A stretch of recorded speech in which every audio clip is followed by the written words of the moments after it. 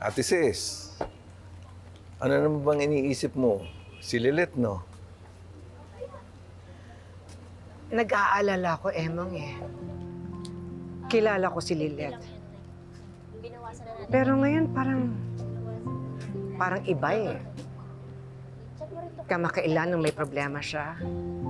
Minsan, parang hindi niya na sinasabi yung saloobin niya. Samantalang dati, alam ko ang lahat. Alam mo, sa sobrang kakilala ko yung anak ko, ultimo utot niya. Alam ko kung ilang beses siyang umutot sa maghapon. At ultimo kulay ng utot niya, pinapaalam niya sa akin. Naku, Chang. Di ka na ako maniwala sa'yo eh. Kaso, kulay ng utot? Wala namang ganun. Ano? Oo, Melay. Yung utot naming mag-ina, may kulay. Biro lang.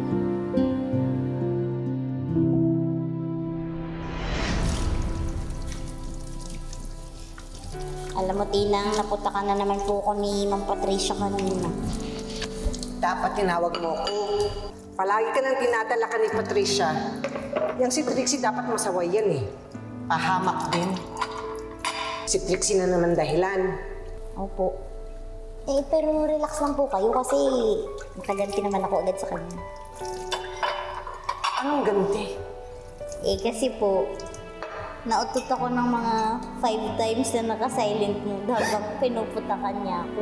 Kaya ayun, sigurado po ako na naamoy niya yung kamandal ko. Wala mo, Tinang, kung anong kulay ng utot ko. Anong kulay? Pink! Ito ko, dapat, blak, blak, blak, blak, blak. Yabe na! Kadiri! Pero Tinang, love mo pa rin naman ako, di ba, kahit anong kulay ng utot ko. Naman! Kahit ano pang kulay at amoy, love na love ko ang bebe ko.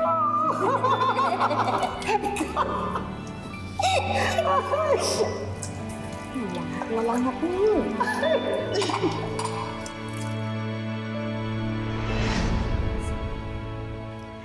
Melay, alam ko naman na nagbibiro ka lang. Pero alam nyo, ngayong nagkakaedad na si Lilet, at meron na siyang sariling paninindigan, at tumatapang, lahat kinakaya niya ng mag-isa. Pakiramdam ko nga, parang hindi niya na ako kailangan. Tinang naman, di naman, sorry, tatawa talaga ako. Ito kasi, Tinang tungkol dun sa utot, ano pa talagang kulay ng utot ni attorney? Is it red? Is it blue? Baka rainbow, di ba? Ha? Ay di...